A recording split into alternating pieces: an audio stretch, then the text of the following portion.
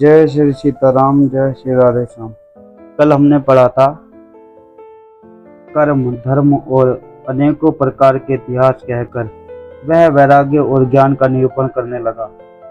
सृष्टि की उत्पत्ति, पालन और संहार की अपार आश्चर्य भरी कथाएं उसने विस्तार से कही। वाह भाई वह चालाकी किसी युग में भी नहीं छोड़ा भाई। अब आगे पढ़ते हैं। राजा सुनकर उस तपस्वी के वश में हो गया और तब वह उसे अपना नाम बताने लगा। तपस्वी ने कहा, राजन, मैं तुमको जानता हूँ, तुमने कपट किया, यह मुझे अच्छा लगा।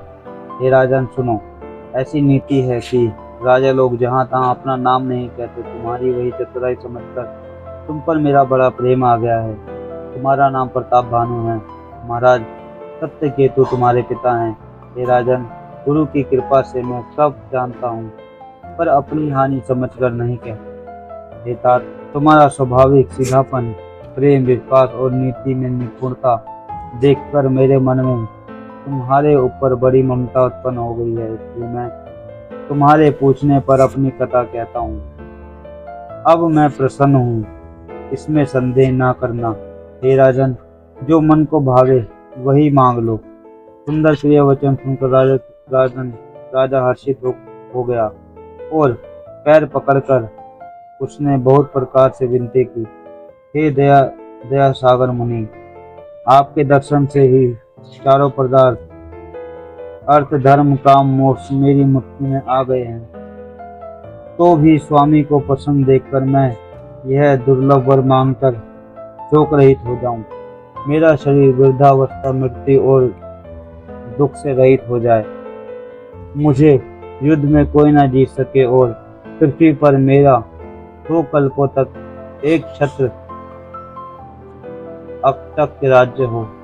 तपस्वी ने कहा, हे राजन, ऐसा ही हो, पर एक बात कठिन है, उसे भी सुन लो। हे पृथ्वी के स्वामी, केवल ब्राह्मण कुल को छोड़कर काल भी तुम्हारे चरणों पर सिर नवाएगा। सबके बल से ब्राह्मण सदा बलवान रहते हैं, उनके क्रोध से रक्षा करने वाला कोई नहीं है। हे नरपति, यदि तुम ब्राह्मणों को वश में कर लो तो ब्रह्मा, विष्णु और महेश तुम्हारे अधीन हो जाएंगे। ब्राह्मण कुल से जोर जबरदस्ती नहीं चल सकती।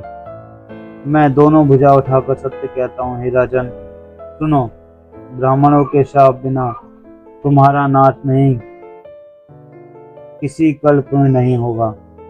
राजा उसके वचन सुनकर बड़ा प्रसन्न हुआ और कहने लगा, हे स्वामी, मेरा नाश अब नहीं होगा। हे कृपा निधान प्रभु, आपकी कृपा से मेरा सब समय कल्याण ही होगा। एवं मस्तु, ऐसा ही हो, कहकर वह कुटिल कपटी मुनि फिर बोला, किंतु तुम मेरे मिलने तथा अपने राह भूल जाने की बात किसी से कह दोगे तो हमारा दोष नहीं। हे राजन, मैं तुमको इसलिए मना करता हूँ कि इस प्रसंग को कहने से तुम्हारी बड़ी हानि होगी। छठे कान से यह बात पढ़ते ही तुम्हारा नाश हो जाएगा। मेरा यह वचन सत्य जानना। अब देखो राजा को डरा रहा है वो जो कपटी है ना। कपटी ने कितने ज्ञान की बातें करी, मतलब सही बता रहा हूँ मैं। अभी भी पढ़ते पढ़ते मुझे ऐसा लग रहा था कि मैं सही में किसी ज्ञानी मुनि को पढ़ रहा हूँ या सुन रहा हूँ। पर जब यहाँ पे लिखता है ना कुटिल कपटी मुनि, क्योंकि तुलसीदास जी ने लिखा है कुटिल कपटी का, उसको तब मुझे याद आया कि हाँ कुटिल कपटी उसको कहा जा रहा है। तब वो ऐसी बात है, वो जो कह रहा है वो ऐसा है नहीं, वरना भी मुझे पढ़ते पढ़ते लगने लग गया कि वो सही में संत है, महान है। ऐसे धोखा कहीं भी हो सकता है, तो इन चीज़ों से बच के रहना पड़ेगा। और बचने के लिए जब हम भगवान के मार्ग में जाएंगे तब हमको पता चलेगा क्या चीज़ सही क्या चीज़ गलत है। और ये धीरे धीरे समझ में आएगा। जय श्री सीताराम, जय श्री राधे।